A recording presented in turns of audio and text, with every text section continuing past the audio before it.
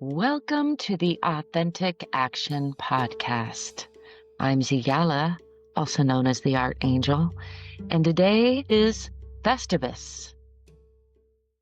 Today is often considered the official day of Festivus. It's December 23rd, although I usually figure the whole tail end of December is Festivus season. I call it the holiday season.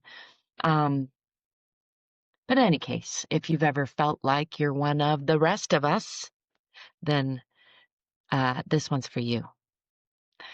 I think so many of us don't feel like we quite fit the Hallmark version, right? During the holiday season. And yet, that's what the holiday season is compiled of, all of the rest of us. And so I think it's important to honor whatever traditions or non-traditions that you are engaging in this time of year. Maybe you're sick of it all and you're just checking out. Maybe you're into it all. I've been at different points of it at different points in my life, and so um, I think it's important to keep in mind that part of the beauty of the holiday season is all the different ways, right? Like just like a beautiful Christmas tree has lots of different decorations on it, a beautiful holiday season has lots of different traditions and rituals and ways of being. So I'm also on day 3 of a 10-day personal reset that I started on the 21st, a couple days ago, to ride out the end of 2025 for lots of good reasons, something I personally needed. And in doing that, I've developed a pretty cool, I do say so myself, a pretty cool shadow mandala little booklet tool that I'm going to be using, demonstrating, modeling myself, and then using in some of my communities. If you're interested in any of that, I'm doing daily live streams for that, and then the replays will probably be on my YouTube channel, I presume. So I'm in day 3 of a 10-day reset, which means I'm in that middle ground, approaching the middle. And actually, this whole 10 days, I'm doing, as I mentioned, a shadow mandala to help guide me through some shadow work. And shadow work is specifically about like digging things up from the subconscious, basically, or looking for the gifts in our shadows, the things that we deny in ourselves, the things that we criticize, the blame and the shame, and the things that we tend to not want to bring out into the light, and that can cause chronic disease in our body.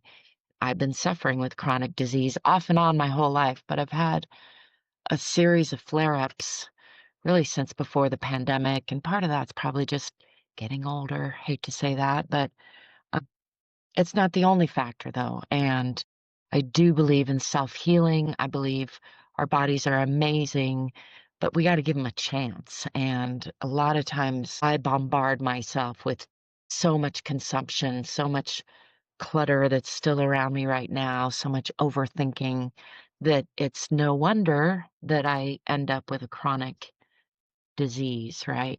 Chronic dis-ease, chronic pain, chronic inflammation, chronic loopy thinking. And, I'm sick of it. It's not the first time I've been sick of it. Maybe it'll be the last time, but I am sick enough of it to do something about it, which is a good place to be.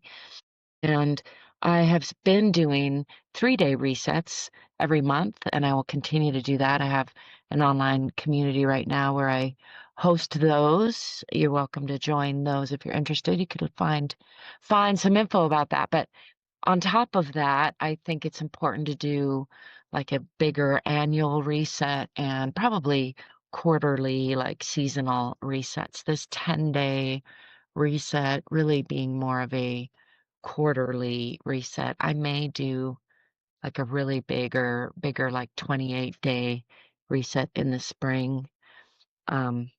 I don't know, I'm just winging it here. It's what we're all doing, right?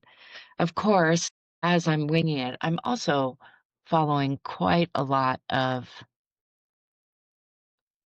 wisdom, quite a few wise teachers who've come before me. And it feels good to feel confident enough to start to feel like a teacher myself as I've learned enough to start to teach, and then aware that I will continue learning as I teach. Like teaching is really where the learning begins in many ways.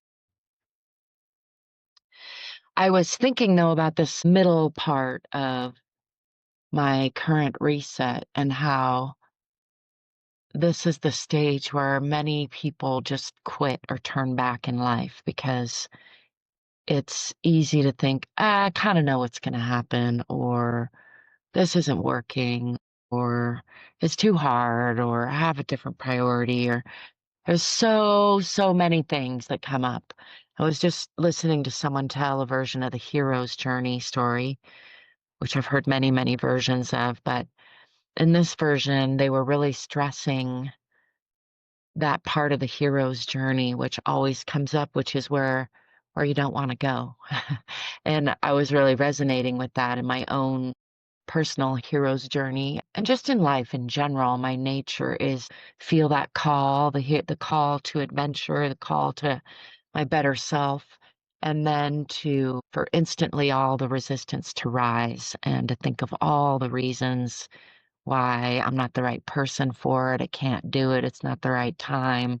I'm too this, I'm too that, I'm too this other thing. And the section of the shadow mandala that I worked on yesterday was about being two-faced, using air quotes there because not two like TWO, the number, but TOO, like too much, too young, too old, too thin, too fat, too loud, too soft.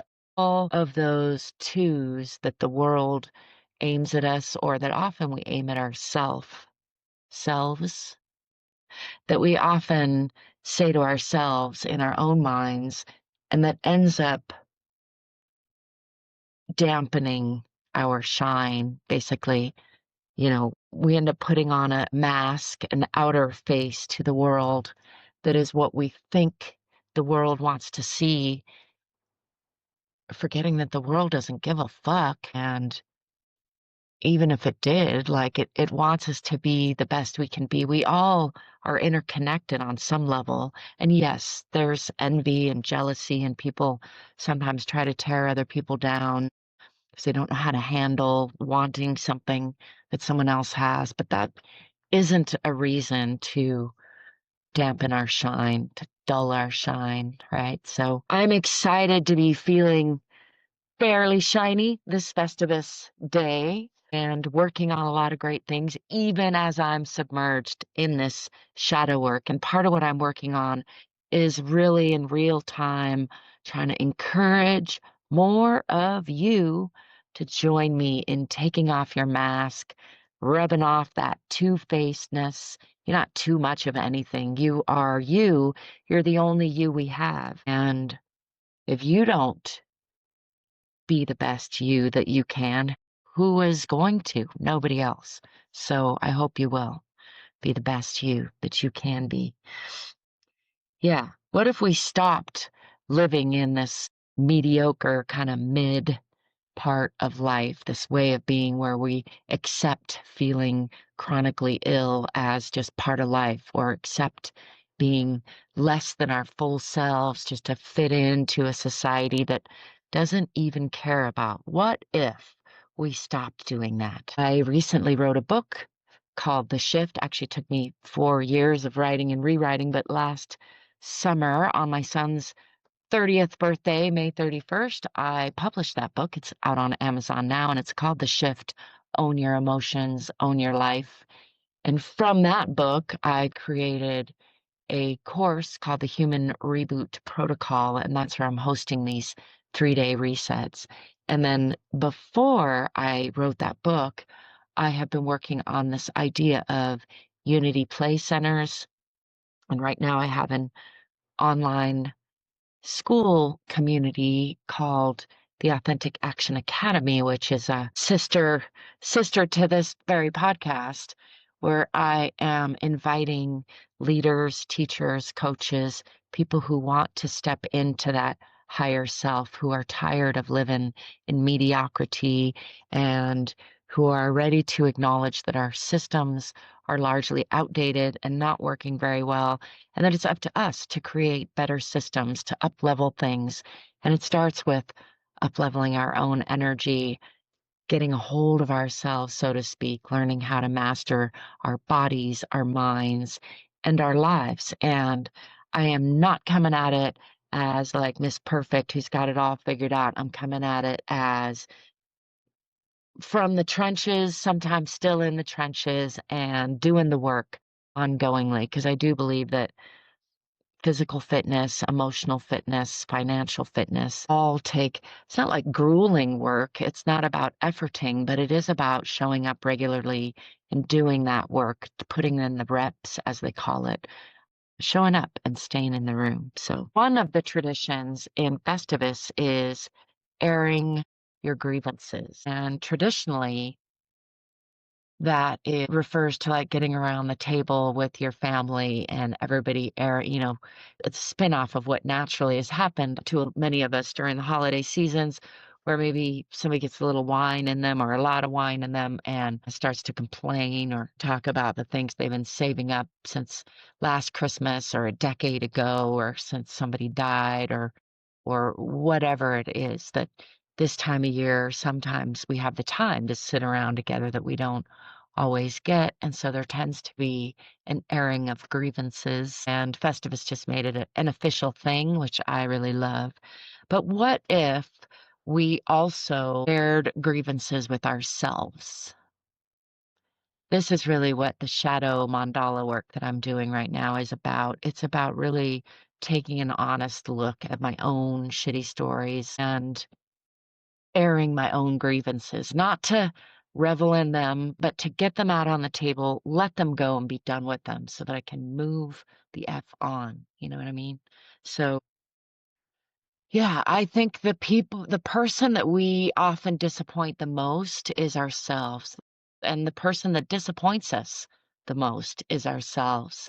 I often find myself in my mind blaming other people for my suffering in a way that I think is very common. It's not a way that I think is great or good even, but I'm just being honest. It's still a fault of mine, something I'm working on. But when I can flip that around, when I can pause and look underneath, like, why am I projecting that, basically, that accusation, that shame, or that blame, that judgment onto someone else? It's always something in myself that I am denying or not wanting to look at, not dealing with very well, and wanting to like push aside by way of casting out. And I think this is what we do when we criticize or judge others, when we air our grievances toward others and say how much that others have betrayed us or disappointed us. It's really that feeling comes from an internal knowing that we are betraying and disappointing ourselves by not answering that call to adventure, that hero's journey call, right? To step into the heroic version of ourselves, our best heroic versions. And I want to pause there and say, it's okay. We don't have to be our best heroic versions every day, all day, our whole lives. It's quite fine to be your Clark Kent version. It's a perfectly fine human being.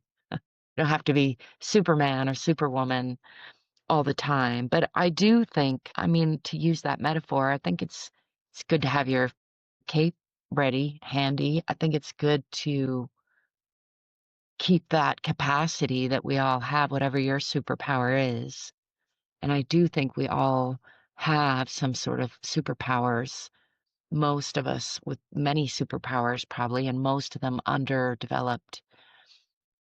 And so again, back to why I'm doing this shadow work. Shadow work is a great way to sort of look under the hood into the subconscious, which speaks in symbols and colors and sounds and feelings, not in words and logic so much. So hence why this mandala tool, which actually was used by Carl Jung, I didn't know till I started doing it myself, but I ran into in my researching for a little booklet that I put together about mandalas and shadow work. But yeah, they go really well together because of the way the subconscious speaks in symbols and pictures and stories and understands that and is influenced by feelings, emotions more profoundly, I think, than logic and words. Although some say not at all logic and words, and I have a little disagreement with that, so I won't go into that. But anyway, what I've been sitting with during this reset, doing the shadow work with the mandala, is all the ways that I've disappointed myself or betrayed myself, or, I'm using victimhood as a crutch or an excuse not to step fully into that heroic side of myself. I've broken it down into 9 sections, 8 really, with a center section, and I'm enjoying doing the real-time, raw, unscripted live streams and sharing my process. And I'll be doing some of that this afternoon. But I wanted to do a podcast here before I got to that. And this podcast is something I have all these dreams in my head of moving forward, interviewing great people, using it as a platform for good in all sorts of ways. And then I end up not following through a lot of the times and not bringing it to the full fruition that I want to. And so here I am again, showing up anyway, doing the best I can with what I have from where I am, and happy to be doing that on this Festivus. And I encourage you to do the same. Those dreams that you've abandoned, the boundaries that you didn't hold, the times that you knew that you needed to do something or wanted to do something or really desired something that you wanted to go after, but you talked yourself out of it. It's not too late. If whatever just came to mind when I said all that, do it. Why not? This is your one precious life. And I'm sure there's a voice in your head right now listing all the reasons why not. But I'm here to push back on that voice a little bit and say, just do it. Just do it. Just effing do it. Your life is going to be over before you know it. We're all going to die. Nobody gets out of this life alive. I hate to sound urgent on that part, but I think it's actually quite freeing to realize, despite a lot of people's theories about how we're going to somehow technologicalize ourselves out of it. I think it's actually beautiful that we grow older and die. There's something about the temporal nature of life that gives it so much richness, so much meaning. And I think, yeah, knowing that you're not going to live forever is a great reason to begin again right now, to pick up again, you don't have to pick up all the dreams. I'm not saying that. There are some dreams that are best left as dreams. Believe me, I know. But I also am not sorry that I've pursued the dreams that I have, even the ones that have turned out to be, pipe dreams or failures. I learn all along the way. And it's so much better to look back and think, I tried that and totally flopped. I totally failed, than to look back and just think like, what if, I wonder, I should have, to spend so much time, even if I spend my time thinking like licking my wounds, and as I do a lot of times, I'm holding my side because I got some chronic stuff going on.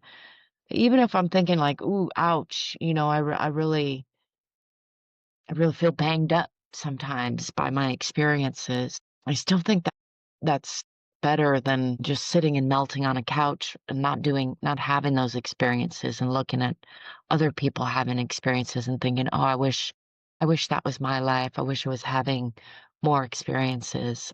Um, so again, I urge you, that creative work that you have buried somewhere, sometime, because someone said that you were too something, too young, too old, too rich, too poor, too short, too tall, too fat, too skinny, too dumb, too smart, whatever it was, just just let that go. It's probably not true at all. Even if it's completely true, it's not the totality of who you are. It's just one facet, one lens to look through. And it's a crappy one. It doesn't serve you well to look through that, look at yourself through that lens. It diminishes your shine, like I started off saying. So I guess that's airing my grievances to us all. Today's section of my shadow work mandala, I'm working over here to see if I can see it. I'm just on day 2, even though I'm on day 3 of my reset. I have 2 versions going because I'm that kind of person. I like to do things twice. But it is the victim wound or the wounded. How am I using my victimhood to hide behind, to diminish my shine? So like, look what you made me do. And other ridiculousness. Yeah. In my work, I talk a lot about dragons. I have a business called Sleeping Dragons Company. Should pinky finger asterisk mention they are one of my sole supporters. So go over to sleepingdragonsco.com. I'll probably take you still to our Etsy store, but I am working on redoing a website, maybe. In any case, Sleeping Dragons Company came from the idea of awakening your creative spirit. I think sometimes when I look at mountains, I think of them as giant sleeping dragons. So that's where that visualization came. And right now I have a back porch edition that I've been working on for many years that I call the 8 Dragons Room, because when I built the rafters with these waves that I cut into the rafters, I saw them as like dragon tails. And so now I envision this room as 8 dragons, which are like bridging a different dimension to this dimension, or you could just think of as like the earth and the sky. So I bring that up because I think a lot of times dragons, like people think about slaying their dragons. And this is similar to the work that I'm doing with shadow work, in that it's not about slaying a dragon. It's not about uprooting some limiting belief or some victimhood mentality or some two-facedness or whatever it is that's holding us back. It's not about uprooting that and slaying it or killing it or shaming it or anything like that. It's about making friends with it. And not just that, it's about much like a dragon awakening, it that's your friend and you're also your bridge to a whole nother dimension, a whole nother part of yourself. I think hidden in your shadows, hidden in those limiting beliefs are our superpowers. Like hidden in Clark Kent is the Superman, right? To use sort of silly analogy, but that analogy works for so many of us because there's a part of us I think that resonates deeply with that idea of hiding the hero in ourselves so that we can fit into society and feel safer, while hopefully, in Superman, he just has that power and it just stays with him. But I think in this life, we need to keep that power alive in ourselves. It's like a use it or lose it type of a situation to a large degree. And you start to like literally turn to stone, get crusty and old and stiff and less capable of emanating light energy and having that shine. And that might sound woo to you, but it's real. We're starting to have the science to measure all of this stuff, which people have been saying for a long minute or two now. Yeah, I think so many of us get burned out. We're in this caregiver mode, and this time of year sometimes brings our awareness to the fact that we are giving and giving and giving, and we don't feel like anyone is giving back to us. And I think it's really important to recognize that it's not that you don't deserve someone else to give to you, But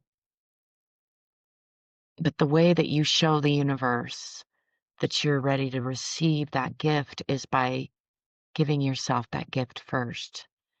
It's important to remember to give yourself grace, remember to give yourself a smile, remember to give yourself some extra time to figure things out sometimes. Remember to give yourself leeway, forgiveness,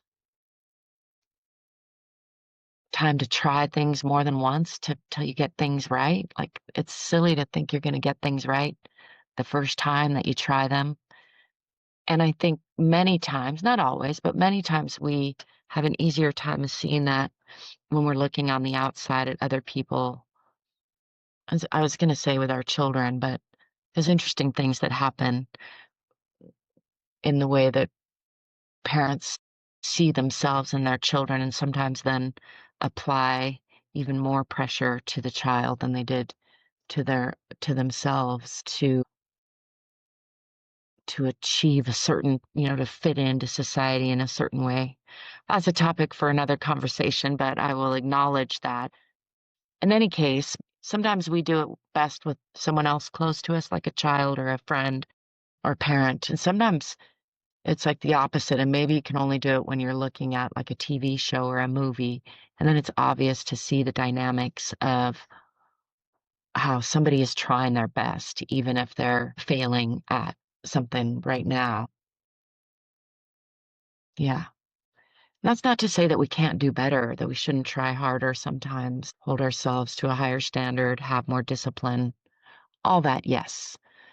And also, it doesn't help to shame ourselves, at least not all the time. I'm a little hesitant thinking about that. I was listening to Andrew Huberman recently talk about motivation and how a lot of times we use the carrots, what we think we're going to get as our motivating factor. But it's actually been shown in a lot of research that the stick, thinking about what we're going to get if we don't achieve the thing, is actually profoundly more motivating. And I didn't like hearing that. I think a lot of people would much rather, I mean, it feels better to focus on the goodness, right? On the thing we're going to get. I was thinking, screw carrots. I'm looking for the carrot cake. It's the spoiled kind of girl I am. But, I've had some rounds with suffering. And even though it's easy to think like, oh, and I wouldn't wish that on anyone. And I'm not happy I suffered in the way that I did. It was not pleasant. I don't want to go through it again. But I can see how that suffering opens the door of potential for me to have a whole nother level of appreciation for life. And every round of intense suffering, even, every traumatic experience, wave of abuse and neglect and self-betrayal, all the things create openings of possibility, a countering potential for them to motivate. The force of that negative can be that motivation that can propel me forward so much farther than just looking for the reward if you never have that suffering behind you to think about how you want to avoid it. And it's a weird thing. I don't think it's really talked about a lot, although it was just talked about on Huberman's Huberman Lab podcast. Yeah, I think there's still this idea and general storyline among we humans that you just have to focus on the good, that you just have to say your affirmations, that you just have to stay positive. And it's tricky because I do think those are true. I think while you stay positive, it's important to think about how bad it could be. And if you have some proverbial stick, some suffering behind you that still stings a little bit, it is highly motivating. And that's the kind of motivating I'm coming out of. So that's how I know, yeah, there's nothing wrong with being in that mid place either, comfortable enough to not push yourself. But I do think there's a real danger in that. You can get real low without realizing how low you've gotten. It's like the frog in the boiling kettle. You can start off quite comfortable and then get a little uncomfortable and blow it off because it's been comfortable for so long. And by the time you really realize that you're in hot water, it might be too late. Your muscles might not work very well. Literally, this is what's been happening to me. So in my book, The Shift, Own Your Emotions, Own Your Life, I developed a framework based on those letters just because it's easy. So it's S, see your story, and H, hold a safe space, and I, investigate and invite in. F, feel your feelings and flow with them. And then T, transform your life, alchemize all of that, because our emotions are information. They're not facts, but they are information. They are responses about the difference between our expectations and the data coming in about what really happened, and a lot of other things, our past experiences. It's complex, but it is data. And the more we learn to pay attention to, listen to, work with that data, the more emotionally fit, what I'm calling emotionally fit, we become. And I'm really excited to be starting my first round of the Shift Lab beginning in January here. I have the platform set up, and I'm excited to have my first cohort of humaning together, going through this Shift Lab together to really step into our hero selves, to take off our masks, and to learn to love and accept ourselves exactly as we are, while also reflecting on what we don't want. It's all the things. It's going to be a real time, messy, but held by a framework, a safe space kind of operation. So you can probably find a link to that somewhere around here. If not now, then soon, and if not here, then somewhere. I do think discipline is needed and probably underappreciated. I think what we need right now more than anything is integration. I think so many of us are feeling wounded, feeling raw, feeling tattered and torn, and just can't take it anymore, really, in so many ways. And so what I hope to do is provide a safe space for us to grow together, to uproot things a little bit and examine them, but also to uplift one another. I'm really excited to introduce and guide other people through using this set of very simple, easy, free tools that we all can learn to use. Things like breath work and posture and waking up our fascia with stretching and using our voice more intentionally. All of those things that I think are going to help us have better human relationships, better relationships with ourselves and each other, and then build better institutions as we're moving forward in this new future of uncertainty, where the only thing that seems certain is that a lot of things are becoming obsolete, dying out, and that means there's a lot of opportunity for new things to be built, new things to come into play. And I really, really, really want we human beings to bring our humanness to the equation as we're developing these new systems, these new institutions, and upleveling our old institutions and systems, because we all know AI is here. It's on the playing field, and it has been for longer than many of us want to think about, actually.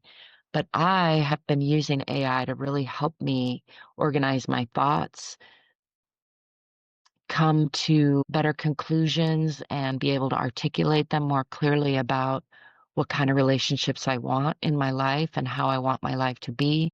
I think there is, like with everything else, great opportunity in the challenges that we're currently facing with AI. So that's another thing that I hope to bring to the table is my perspective and my experiences after a couple of years now of working with a lot of AI language models on what they call the front end, just data annotating and experiencing them and making notes on them. I think they can be wonderful, wonderful tools, wonderful collaborators, wonderful assistants.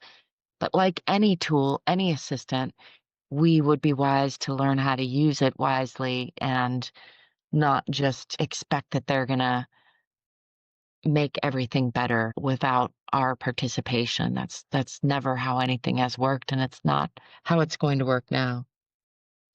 So I just want to remind you that the shadow is not your enemy. It is where your hidden gifts, your hidden potentials, your hidden superpowers is hiding or hidden. And I would ask you, as I have recently been asked, where are you hiding in plain sight? This is that two mask that we tend to wear as we present ourselves to the world as a little bit dimmed down, less shined version of our true self so that we don't offend anyone, so that we fit in better, so we don't stand out. Really, why? So another tradition of Festivus is the feats of strength. And I think most of us, when we think of feats of strength, we think of like wrestling somebody to the ground and pinning them.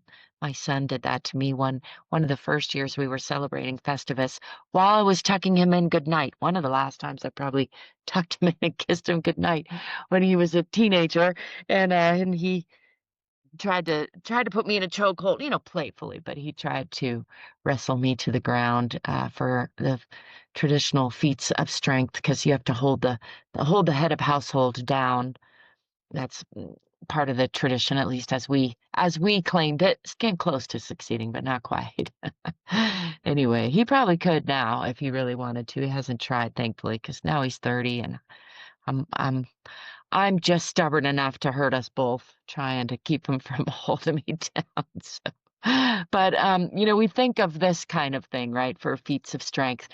And I think real strength, as Brene Brown loves to point out, is in vulnerability, right? It's in this kind of shadow work that I'm talking about. It's in being willing to turn around and face ourselves, look at how are you hiding in plain sight, and be willing to just take off the mask a little bit, polish up your shine a little bit, step out of your comfort zone a little bit more, even if it's just a little bit more. Maybe it's a lot more. Maybe a leap out. That's fantastic. But I don't think it has to be that. There's, you know, a little bit is a lot better than none, and you can build on that. So don't underestimate the power of making a small improvement or finding a little bit of courage, especially if it's that uncomfortable kind of courage that comes from sitting in your discomfort, that comes from being vulnerable, from not roaring and displaying that physical strength that many of us think of, right?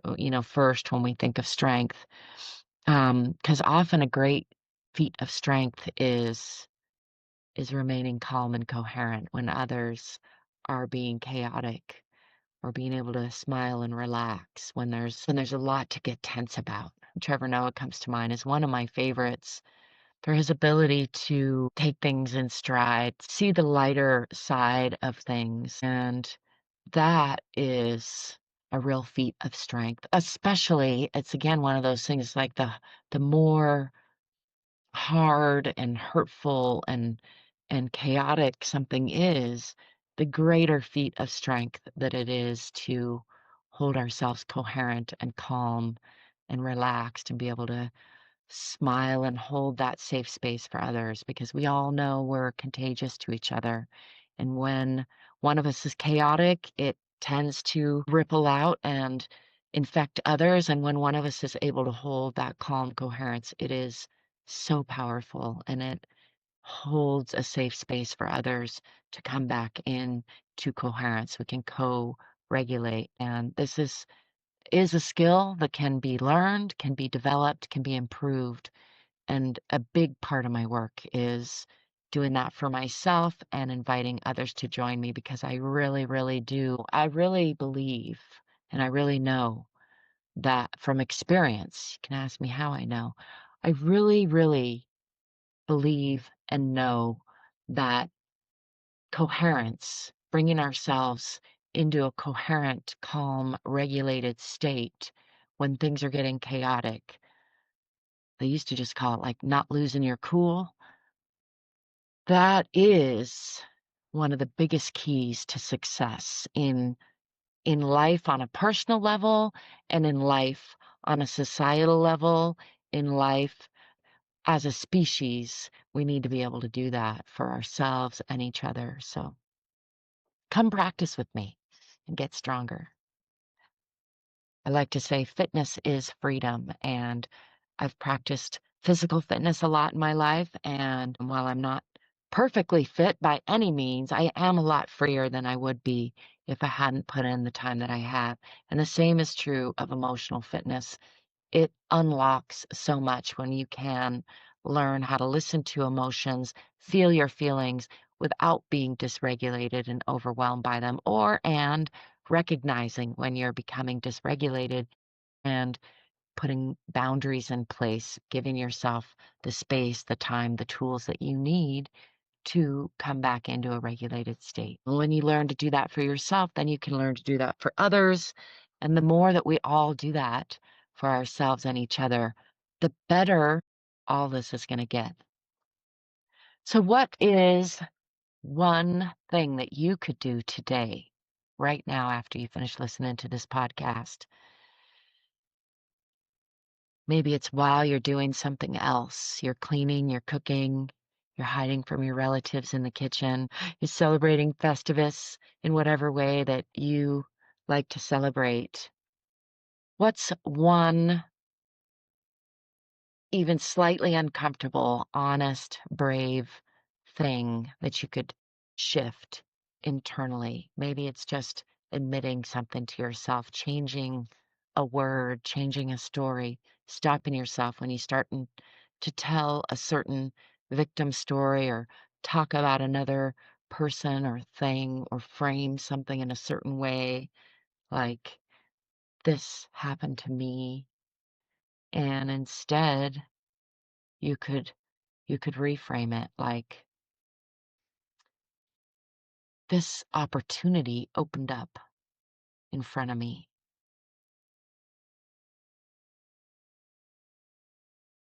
I invite you to just contemplate that and you could write it down. You could draw a circle and just, you know, scribble doodle, I call it. There's some great ways to use symbology and movement, even if it's small, like with a pencil right here, or a marker or some paint or your finger, if you can put some movement into it, viscerally experience that in a safe, while you're in a safe frame of mind, it's going to help you integrate whatever that is. And then the next time you're grappling with it, you become conscious of it, you're going to notice just a little bit of an improvement. You're going to notice, the next time you start to yell, like I've been working on yelling at my dogs, there's just a little glimmer there where you go like, actually, I know that I want to do that less, and I could probably just stop right now. And then it's that simple. And those start to add up, start to build momentum. What's the grievance that you've been airing at yourself? And underneath that, what's the dragon that you put to sleep to survive something that you maybe shouldn't have had to survive or didn't feel fair? I'm not here to debate the fairness of anything, but when we let those things dull our shine, when we respond to tragedy and trauma with what I call the "look what you made me do" game, where we go like, "Look what you made me do. Now I have all this armor on and I can't fly." Or, "Look what you made me do. Now I'm old and I never pursued my dreams." That's on us. That's on you. That's on me. So I hope that we all make 2026 the year that we take off the two-face mask and step more fully into our hero journey, our hero self, our superhumanness. Right here and right now is a perfect time and place for the shift to begin. So I started doing these 3-day resets every month a few months ago because I needed them. And I'm doing this 10-day reset now because I need it. And I'm not doing it because I figured it all out, and I'm not expecting to figure it all out. But I do know that I will improve through doing it, that I will be better for having gone through the resets, setting an intention, doing my best to alchemize some of the stuff that's going on in my life, doing my best to change the habits that are no longer serving me into habits that are better serving me. In that process, it won't be perfect, but I will make improvement. And that improvement will be improvement that I wouldn't have made if I hadn't at least tried. So I really hope that you will join me and at least try. It doesn't have to be perfect. It's not going to be perfect. And that's fine. It's okay. It's perfect.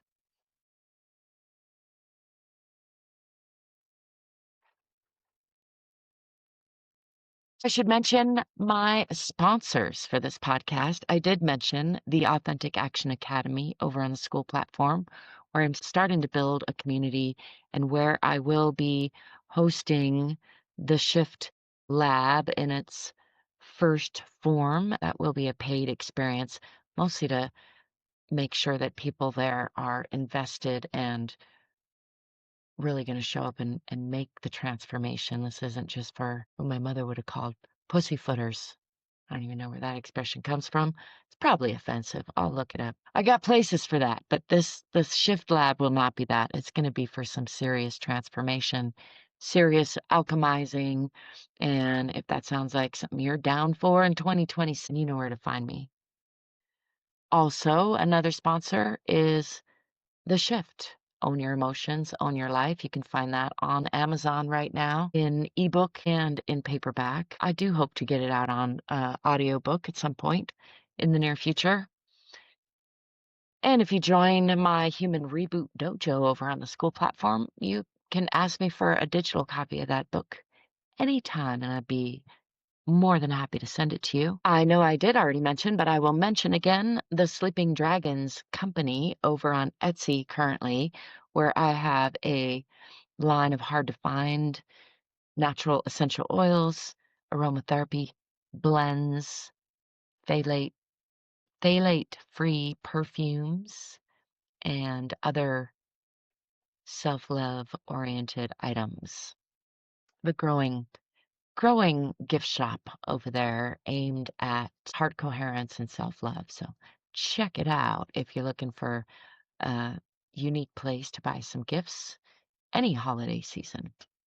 If you're curious about this shadow mandala work that I am doing, I'm in the process of putting together a cool little booklet for that, and that will be published soon and available. And that will be utilized in the Shift Lab, among many other things. So also I'm doing live streams where I'm sharing my first run through with the Shadow Mandala so you can see it in action real time.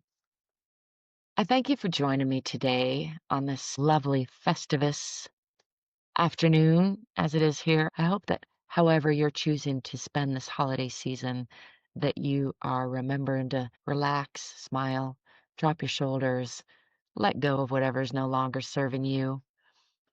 Maybe look in the shadows for some of those precious gifts. Let your light shine a little bit brighter.